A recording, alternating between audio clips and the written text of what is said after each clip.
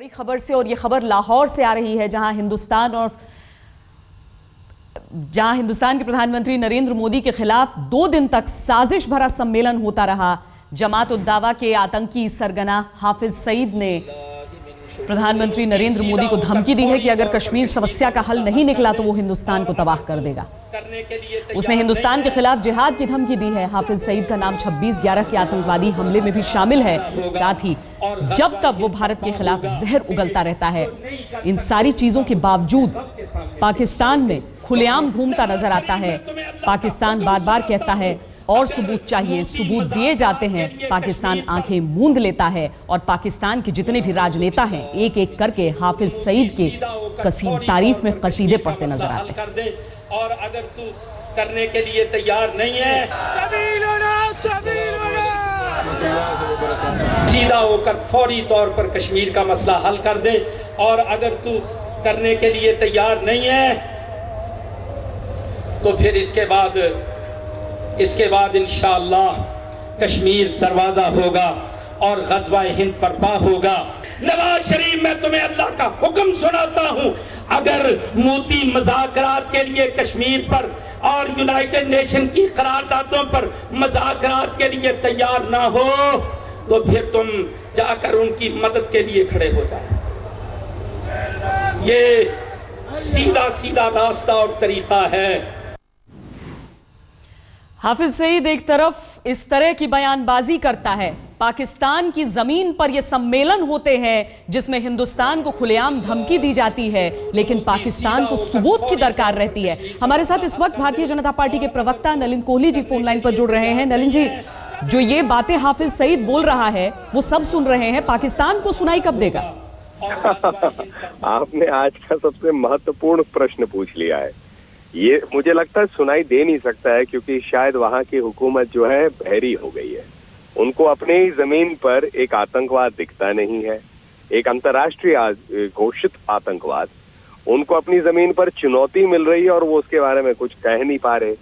और अब इतनी असहाय रूप से वो सरकार देखी जा रही है कि एक आतंकवाद कहता है कि आप हमारे साथ जुड़ जाइए, क्योंकि आप में कोई मतलब उस प्रकार से आपका कोई वजूद नहीं है। नलिन जी, एक तरफ हाफिज सईद का ये बयानबाजी जिस तरह का वो कर रहा है, दूसरी तरफ कश्मीर में जिस तरीके से बार बार आतंकी हमले हो रहे हैं, हम छटपटाहट समझें लोकतंत्र की जीत को देखते हुए, जब 70% से ऊपर लोग निकल कर आते हैं, लोकतंत्र की उस जीत को देखकर सकपका रहे हैं, खौफ खा रहे हैं ये लोग। ये जीत जिसको आप कह रहे हैं, ये जीत कश्मीर, जम्मू कश्मीर और लेह लद्दाख पूरे क्षेत्र के लोगों की आकांक्षाएं, एक लोकतांत्रिक प्रक्रिया से निकली हुई सरकार की जीत की आशा है।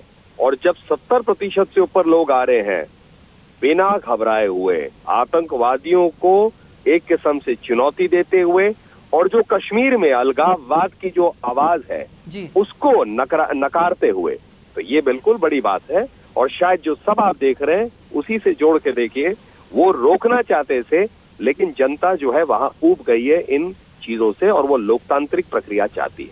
बहुत शुक्रिया नलिन कोहली जी हमसे बातचीत करने के लिए। जाहिर है जिस तरीके से जम्मू कश्मीर में जो चुनाव हो रहे हैं उसके लिए लोग बड़ी तादाद में बाहर निकल रहे हैं वोट डालने के लिए, ऐसे में इस तरह के बयान और कायराना हरकतें जो आतंकवादियों की हैं वो सिर्फ इस लिहाज से हैं कि लोग निकले ना, अपने घरों से ना निकलें, लेकिन कश्मीर की जनता को, जम्मू कश्मीर की जनता के साथ हौसला है पूरे हिंदुस्तान का। बहरहाल लाहौर में हाफिज सईद हिंदुस्तान के खिलाफ जहर उगल रहा था, इधर जम्मू कश्मीर में 4 आतंकवादी हमले हुए। अहम बात यह है कि यह हमला उस वक्त हुआ जब प्रधानमंत्री नरेंद्र मोदी को श्रीनगर में रैली करने जाना है। इससे भी बड़ी बात वो आशंका है कि यह हमला पाकिस्तान की शह पर कराए जा रहे हैं।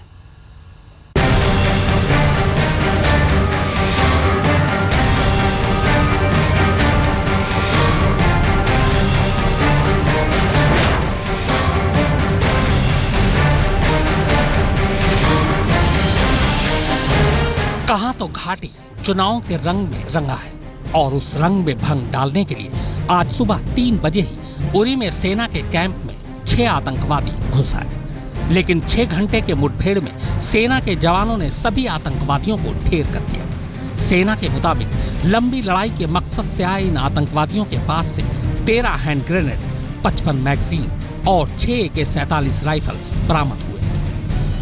उड़ी हमले में 6 आतंकवादी मार गिराए गए हैं और सेना की माने तो इन आतंकवादियों से कई सारा असला और बारूद रिकवर हुआ है। कहीं ना कहीं इनका यही ख्याल था, यही प्लान था कि जहां तक हो सके वहां तक इस कैंप में, इस आर्मी कैंप में रुके रहें, डटे रहें। हालांकि इस ऑपरेशन में 8 जवानों के साथ जम्मू कश्मीर के 3 जवान भी शहीद हुए। बंकर में आग लगने से जो नुकसान हुआ सो अलग से। आनन फानन में आर्मी चीफ दलबीर सुहाग प्रधानमंत्री नरेंद्र मोदी से मिले और उन्हें पूरी जानकारी दी। सरकार ने भी साफ कर दिया कि सेना के इशारे पर पाकिस्तान की तरफ से यह हमला हुआ है। सिलसिला चल रहा है। मैं समझता हूं कि पाकिस्तान को इसे रोकने में पहल करनी चाहिए। यदि पाकिस्तान को इसे रोकने में कोई कठिनाई आ रही है तो भारत के साथ उसे बातचीत करनी चाहिए। भारत उसमें सहयोग करने को तैयार है। लेकिन क्यों होता है कि बराबर जो आतंकवादी भारत की सरहदों को पार करके आते हैं और यहाँ तबाही पैदा करते हैं इसे हिंदुस्तान में, वही सब सारे आतंकवादी पाकिस्तान में ही घरों में छिपे हुए हैं।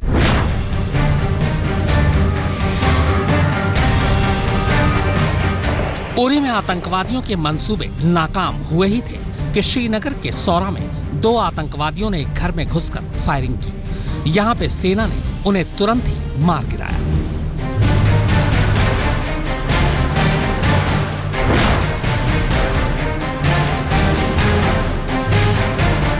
अभी सौरा का हमला थमा नहीं था कि शोपियां में ग्रेनेड से हमला हुआ, लेकिन इसमें कुछ हुआ नहीं।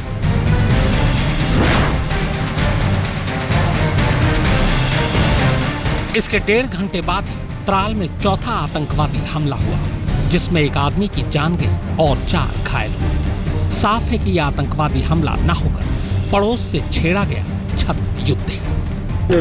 उसमें इंटरसेप्शन बढ़ा है, इंटरप्रेट करने का अलग अलग ये हो सकता है, लेकिन आर्मी हर एक ये एफर्ट्स नाकाम कर रही है। दरअसल 8 दिसंबर को प्रधानमंत्री नरेंद्र मोदी श्रीनगर जाने वाले हैं।